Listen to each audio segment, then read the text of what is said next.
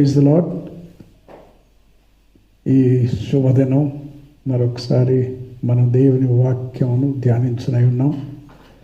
ముందుగానే మీకు తెలియజేసినట్టు ఈ కరోనా వైరస్ ప్రభావం బట్టి మనకు నేషనల్ లాక్డౌన్ అయింది. అందుని బట్టి అందరం ఇంట్లోనే ఉండవలసి వస్తుంది. కొద్ది దినములు అయిపోయింది. ఇబ్బందిగానే ఉంటుంది ఇంట్లో మాత్రమే ఉండటం. అయినా కానీ ఈ వైరస్ మనకు నష్టం చేయకూడదు, ఇతరులకు నష్టం చేయకూడదు. ఇది అంటువ్యాధి కనుక మనం జాగ్రత్తగా ఉండవలసి వస్తుంది. కానీ ఇంట్లోనే ఉన్నప్పుడు మనం దేవుని బిడ్డలంగా, క్రైస్తవులంగా వాక్యం చదువుకుంటూ, ప్రార్థనలు చేసుకుంటూ, ఆరాధన జరిగించుకుంటూ ప్రభువును స్తుతించే సమయముగా మనం మార్చుకోవచ్చు. దాన్ని బట్టి మనం సంతోషించటకును సంతృప్తిగా ఉండటకు వీలవుతుంది. ఈ విధానంలోనే ప్రతి బేస్తవారం సాయంత్రం 8 గంటలకు బైబిల్ ధ్యానములు జరిగిస్తున్నాం. ఆ సందర్భంలోనే మీరు 8 నుండి దేవుని వాక్యాన్ని వినవచ్చు, పాటల్లో పాల్గొనవచ్చు. కనుక ఇది ముందుగానే మీకు తెలియజేస్తున్నాం. నా తరఫున దేవుని వాక్యాన్ని మీతో పంచుకునే అవకాశం దేవుడు నాకు ఇచ్చినందుకు సంతోషిస్తున్నాను. ఈ దినం నుండి తీతు జీవితం మీదను ఆయనకు పౌలు గారు రాసిన లేఖ ఉత్తరం నుండి కొన్ని తలంపులు మనం చూసుకొని అయినాం. అది ముఖ్యమైనటువంటి అంశముగా మనం తీసుకుందాం. ఒక మాట ప్రార్థన చేసుకొని ప్రారంభించుకుందాం. ప్రేమ కలిగిన తండ్రి, నీకు వందనాలు చెల్లిస్తున్నాం. నీ వాక్యమును చదివి ధ్యానించి ఏదైతే మీరు మాకు నేర్పించనై ఉన్నారో, బోధించనై ఉన్నారో పరిశుద్ధాత్మ దేవుని ద్వారా మేము పొంది ఆ ప్రకారమే మా జీవితములను కట్టుకున్నట్టుకును, నీ యొక్క రాజ్యంలో మేము చేయవలసినటువంటి పనులను కూడా బహు జాగ్రత్తగా మీ మహిమార్థమై ప్రజల మేలు కోసమై చేయుటకును నీ వాక్యం ద్వారా మమ్మల్ని బలపరచండి. చెదిరి ఉన్న నీ బిడ్డలందరినీ జ్ఞాపకం చేసుకోండి. అగాపే సంఘములను, సంఘస్థులను, సేవకులను, డీకెన్స్ను, పరిచారకులను, బాలబాలికలను ఎవరిని కూడా మేము ప్రభావ వదలకుండా నీ సన్నిధి తీసుకొని వస్తున్నాం. మేము ధన్యులం. నీ నామంలో ఉన్న క్షేమమును బట్టి నీ కృతజ్ఞతలు తెలియజేస్తున్నాం. ఈ కొద్ది సమయం మా ఇంట్లోనే నీ వాక్యమును తెరిచి ధ్యానించనట్టుండగా మాకు దీవెనకరంగా చేయండి. నీ సన్నిధిని ప్రసాదింపచేయండి. యేసు నామమున అడుగుచున్నాను తండ్రి, ఆమేన్. ఇప్పుడు మన కొయర్ వారు ఒక పాట మన కోసం వినిపిస్తారు. మీరు కూడా దయచేసి పాట పుస్తకంలో నుండి ఆ పాటను తీసుకొని కలిసి పాడండి. దేవుణ్ణి కలిసి ఆరాధించుదాం.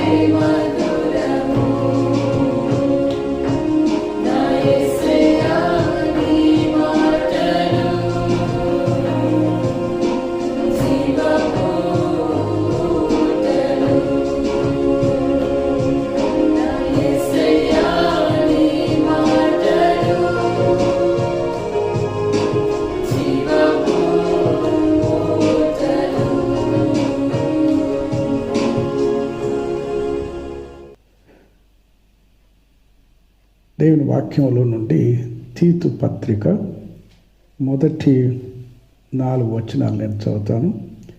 ఈ 4 వచనాలు మీరు కూడా బైబిల్ తీసుకొని తీతు పత్రిక మొదటి 4 వచనాలు నేను చదువుతుంటుండగా మీరు కూడా దయచేసి చూసుకోండి.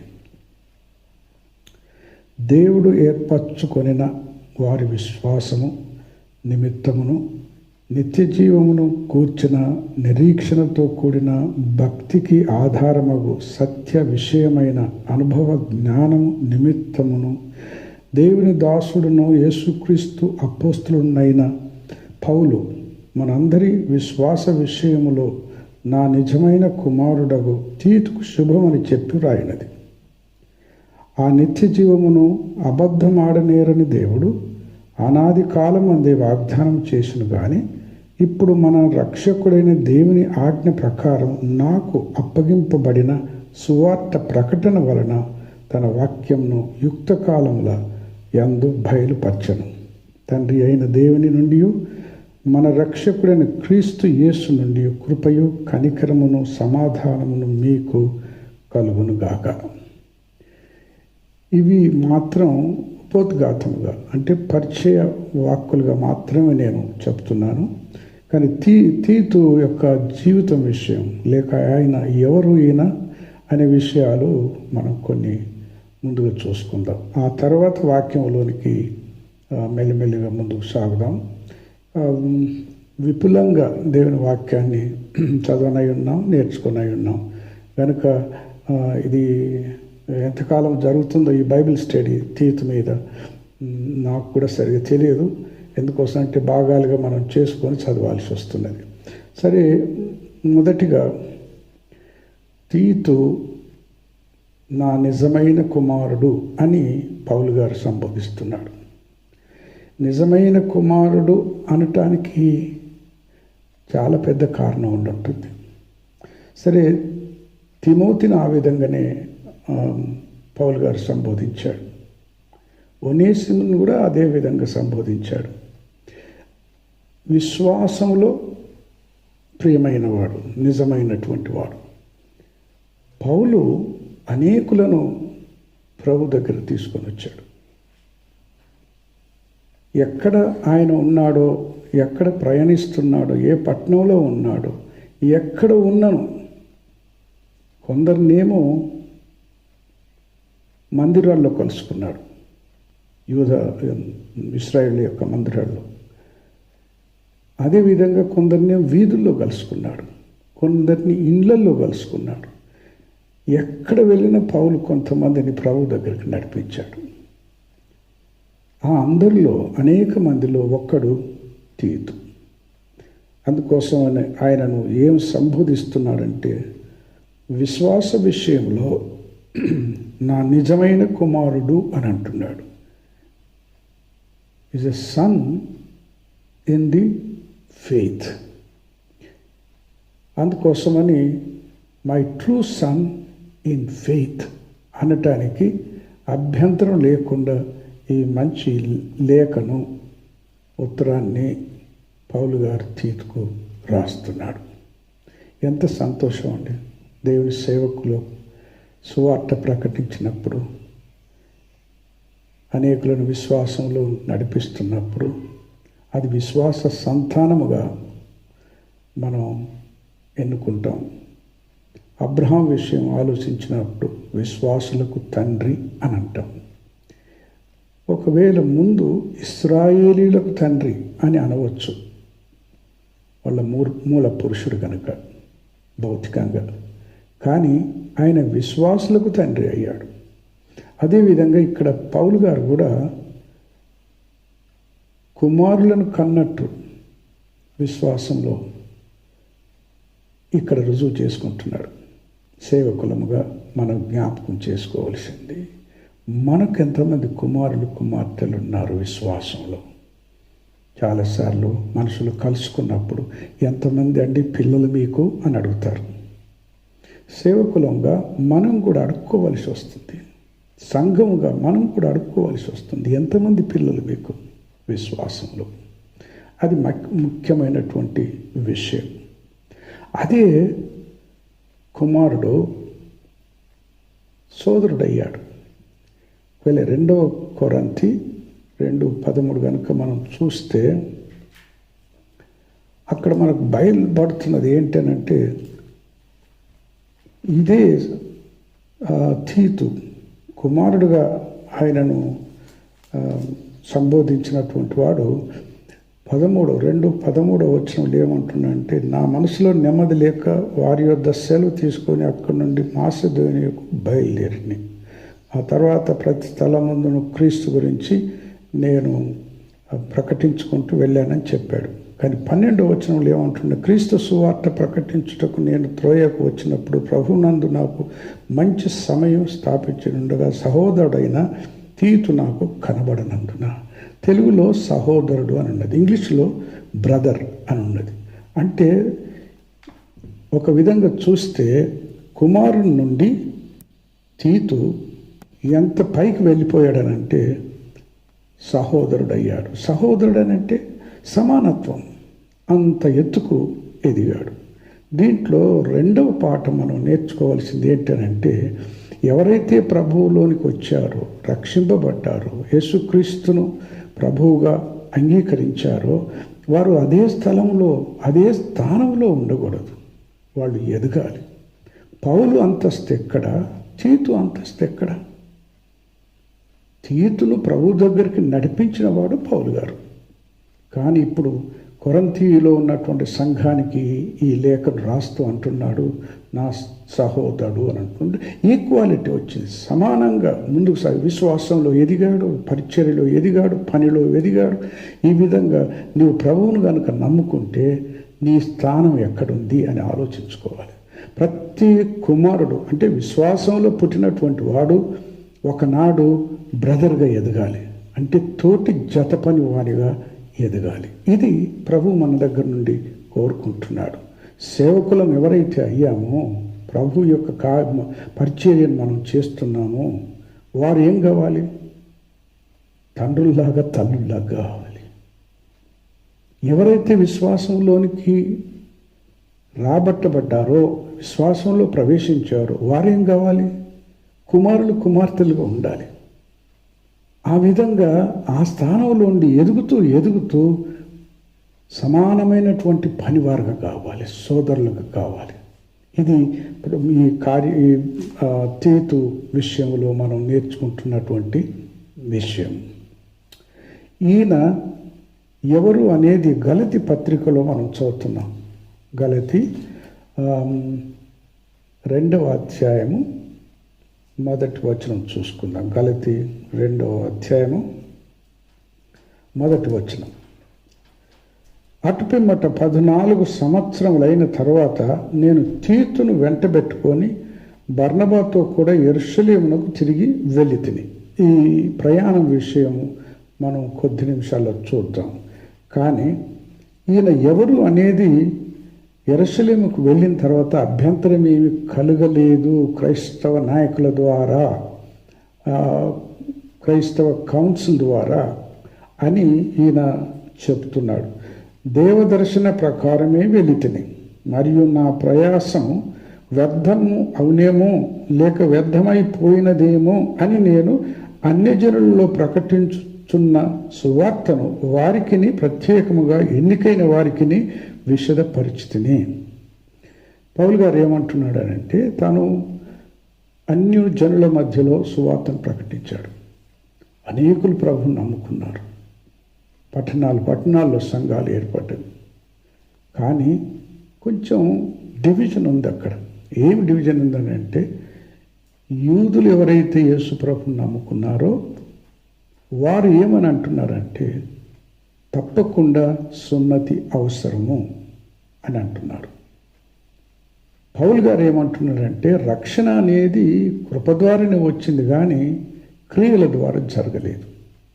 గనక ఎవరైనాను యేసు ప్రభువును అంగీకరించి తమ సొంత రక్షకుడుగా, తమ కోసం యేసు ప్రభు తన ప్రాణాన్ని యజ్ఞముగా పెట్టి, తన ప్రాణాన్ని మన కోసమై శిలువ మీద అర్పించి విమోచన కలుగజేసి ఉన్నాడని నమ్మిన వారందరికీ రక్షణ ఉంది, వారందరూ కూడా దేవుని పిల్లలే అని పౌలు గారు ఒక నూతనమైనటువంటి సందేశాన్ని తీసుకొని వచ్చాడు, సత్యాన్ని తీసుకొని వచ్చాడు.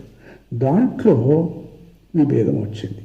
కొందరు అంటున్నారు, ఓకే ఎవరైనా పర్లేదు యేసుప్రభువుని నమ్ముకోవచ్చు అని అంటున్నారు, కానీ సున్నతి తప్పదు అని అంటున్నారు. దీంట్లో ఆది సంఘము పెద్ద తీర్మానం చేయాల్సి వచ్చింది. ఆ సందర్భంలో పౌలు గారు ఆ మహాసభకు హాజరై తను చేస్తున్నటువంటి పరిచర్య విషయం అన్ని వివరములు ఇచ్చి ఆ తర్వాత మాదిరికి ఎగ్జాంపుల్గా తీతును చూపించాడు. అది ఇక్కడ మనం గమనిస్తున్నాం. 3వ వచనం దయచేసి చదవండి. అయినను నాతో కూడానున్న తీతు గ్రీసు దేశస్థుడైనను అతడు సున్నతి పొందుటకు బలవంత పెట్టబడలేదు.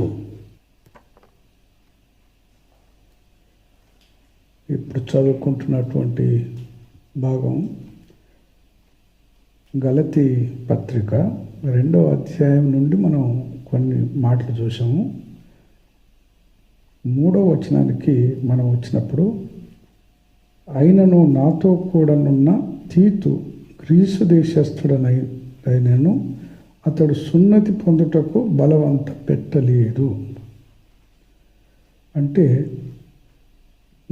ఈ తీతు గ్రీకు దేశస్థుడు అని అంటే యూదుడు కాడు, యూదేతరుడు. ఈయనను కుమారుడుగా సహోదరునిగా ఇప్పుడు యెరూషలేమునకు తీసుకొని వస్తున్నాడు. ఈ యెరూషలేములో మహాసభ జరుగుతుంది. చాలా ప్రాముఖ్యమైనటువంటి, చరిత్రలో అతి ప్రాముఖ్యమైనటువంటి ఒక సంఘటన. ఈ పరిస్థితుల్లో యూదేతరులు లేక అన్యులు అనవాడు వారు యేసు ప్రభువును నమ్ముకుంటే సున్నతి పొందాల్సిన అవసరం లేదు అని పౌలు గారి యొక్క వాదన. ఎందుకోసం అంటే యేసుక్రీస్తు మన కోసం శిలువ మీద మరణించి తన ప్రాణాన్ని త్యాగంగా ఇచ్చినప్పుడు, యజ్ఞంగా ఇచ్చినప్పుడు ఇక మన క్రియలతో ఏం పని అని పౌలు గారి యొక్క వాదన. దానికి అబ్రహాం విషయం కూడా పౌలు గారు మాట్లాడతారు. ఏమని? అబ్రహాం కూడా తను విశ్వాసం ద్వారా నీతిమంతుడుగా తీర్చబడెను అని. కనుక విశ్వాసం ప్రాముఖ్యమైంది. విశ్వాసం చేతనే యేసు ప్రభువును అంగీకరించడం ద్వారా, ఆయన హృదయంలో నమ్ముకొని నోటితో ఒప్పుకోవటం ద్వారా మనం రక్షింపబడుటకు వీలుగా ఉంది, మార్గం సుఖమయమవుతుంది అని పౌలు గారి యొక్క ఉద్దేశం. కానీ దీనికి శాంపుల్ ఎవరు మరి? ఇది ఒక గమనించదగినటువంటి విషయం. తీతును యెరూషలేం సభకు పౌలు గారు తీసుకెళ్ళారు. అక్కడ వెళ్ళినప్పుడు వాళ్ళు ఎవరు కూడా, నాయకులు ఎవరు కూడా, అపోస్తలు ఎవరు కూడా, తీతు అన్యుడు కదా, ఆయనకు సున్నతి ఎందుకు చేయలేదు మరి యేసుప్రభు నమ్ముకున్నప్పుడు అని ఎవరు కూడా అడగలేదు అనేది ఒక వాదన పౌలు గారు తెస్తున్నాడు. ఆయనను నాతో కూడనున్న తీతు గ్రీసు దేశస్థుడైనను అతడు సున్నతి పొందుటకు బలవంత పెట్టబడలేదు. అక్కడి నుండి ఒక కొత్త చాప్టర్ వచ్చిందండి క్రైస్తవ జీవితంలో, చరిత్రలో. దానికి ఉదాహరణంగా తీతు నిలబడ్డాడు. ఇది గొప్ప విషయం. అంటే పౌలు గారు ఎంతగా ఈయన మీద నమ్మకం పెట్టుకున్నాడో చూడండి. ఒక మహా ఇంటర్నేషనల్ సభకు ఆయనను తీసుకుని వెళ్ళి సభ్యుడుగా నిలబెట్టాడు. కనుక ఈయన తీతు నమ్మదగినటువంటి వాడుగా, రిలయబుల్ పర్సన్గా, ట్రస్ట్వర్ది పర్సన్గా మనం చూస్తున్నాం. అదే కొంచెం ముందుకు వెళ్ళినప్పుడు 2వ కొరింథీయులు 8వ అధ్యాయము 16వ వచనం మనం చూద్దాం. 8వ అధ్యాయము 16వ వచనం. 2 కొరింథీయులు, మీ విషయమైన నాకు కలిగిన ఈ ఆసక్తిని తీతు హృదయంలో పుట్టించిన దేవునికి స్తోత్రము అని అంటున్నాడు.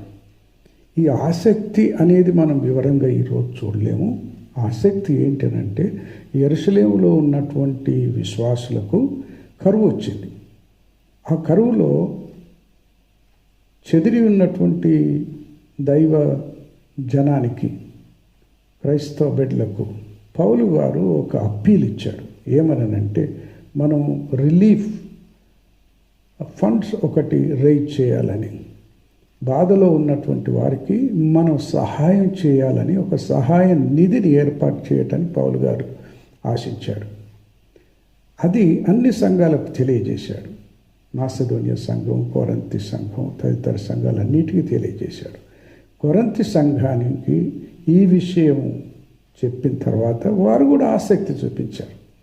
దాంట్లో ఆ విషయం గురించి పౌలు ఏమంటున్నాడంటే, మీ విషయమై నాకు కలిగిన ఈ ఆసక్తిని తీతు హృదయంలో పుట్టించిన దేవునికి స్తోత్రము. అంటే ఒక సీనియర్ హృదయంలో ఏమైతే పుట్టిందో ఒక దర్శనముగా, ఒక విజన్గా జూనియర్స్ హృదయంలో కూడా పుట్టాలి. ఇంకొక మాటలో చెప్పుకోవాలనుకుంటే, junior should learn to share the vision of the seniors.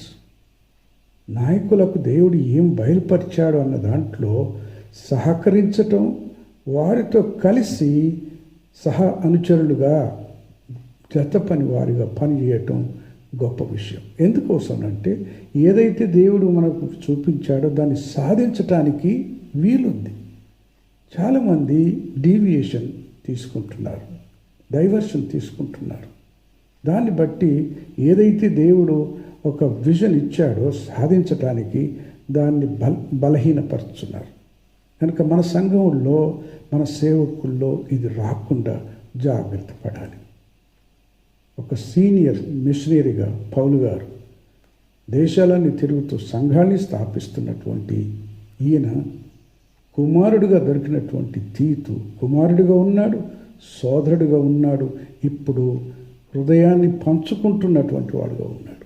ఎంత గొప్ప విషయం అండి తీతు విషయం తలంచుకోవటం, ఆలోచించటం. అందుకోసం తీతును పౌలు గారు చాలా నమ్మినట్టు కూడా మనం గమనిస్తున్నాం. ఈ 2వ అధ్యాయము 12-13 చూస్తే, అదే కొరింథీ పత్రిక 2వ అధ్యాయము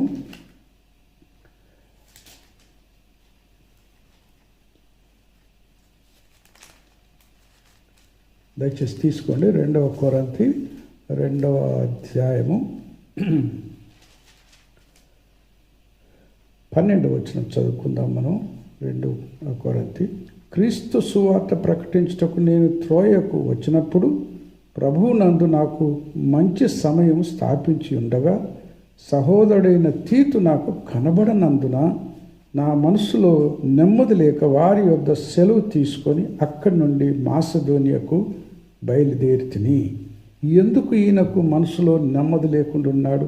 ఎందుకు అంత మంచి పరిచర్యను వదిలి మళ్ళీ మాసిదోనియాకు ప్రయాణమై వెళ్ళాడు అని అంటే ఒక సంఘటన ఉంది దీంట్లో.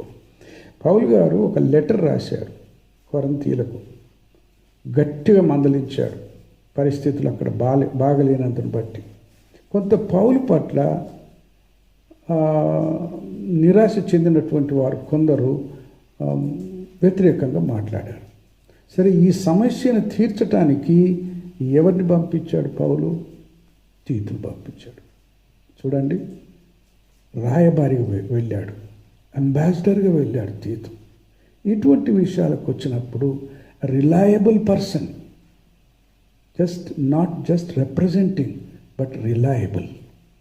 ఇక్కడ 7వ అధ్యాయము 6-8 వరకు చదువుకుందాము. 2వ కొరింథీ 7వ అధ్యాయము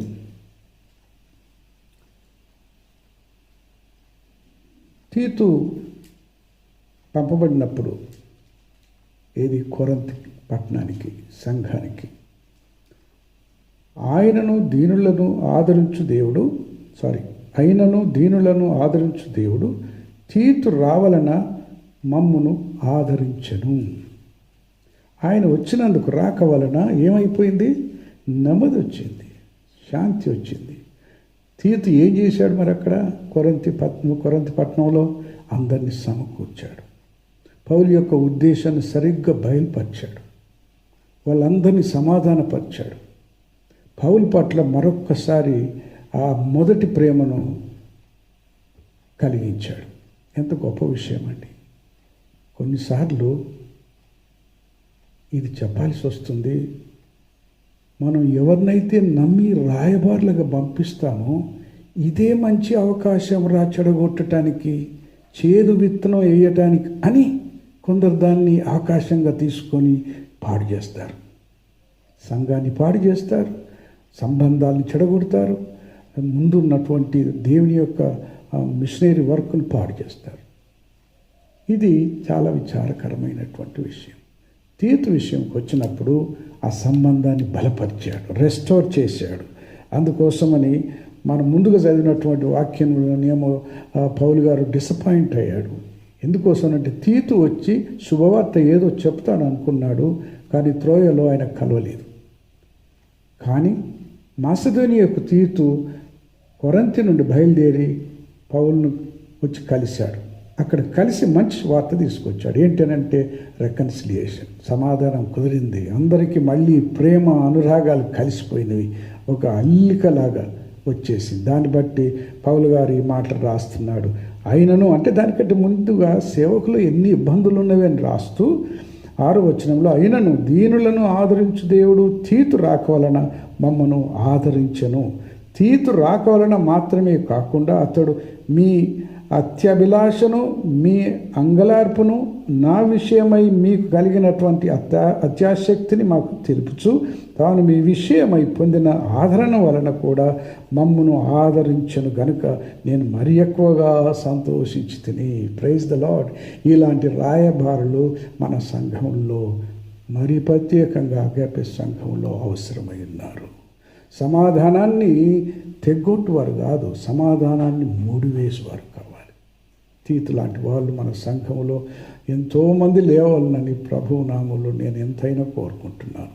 మీ యొక్క నాయకునిగా, మీ యొక్క బిషప్గా, మీ యొక్క అన్నగా దేవుని సన్నిధిలో ఇలాంటి వాళ్ళు మరి ప్రత్యేకంగా తీతు లాంటి వాళ్ళు అనగా యవనస్తులు, నిజమైన కుమారులు, విశ్వాసములు, నమ్మదగిన నాయకులు, పరిచర్యలు లేవాలని నేను ఎంతైనా కోరుకుంటున్నాను.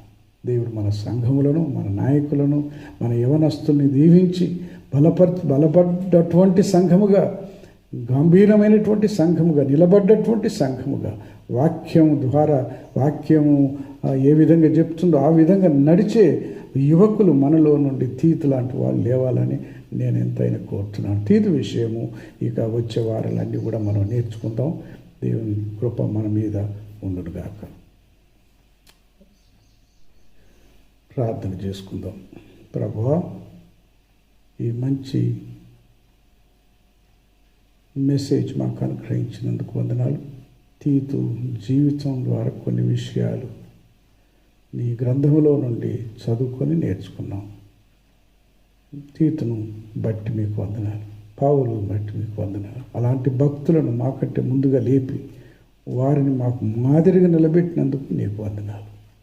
ఈనాడు కూడా, ఈ తరంలో కూడా, మా తరంలో కూడా అలాంటి వారిని మీరు లేపి నిలబెట్టవాలని కోరుకుంటున్నాం. మా సంఘములను, మా సమాజమును, అగాపే మహాసభను మీరు ఆశీర్వదించి దీవించవాలని కోరుకుంటున్నాం. ప్రతి ఒక్కరిని మీరు జ్ఞాపకం చేసుకోండి.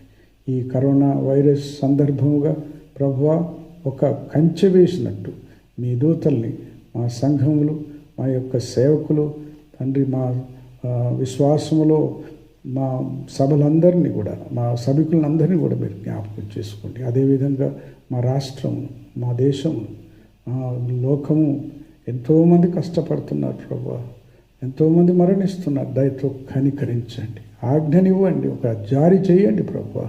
ఇక ఆపండి.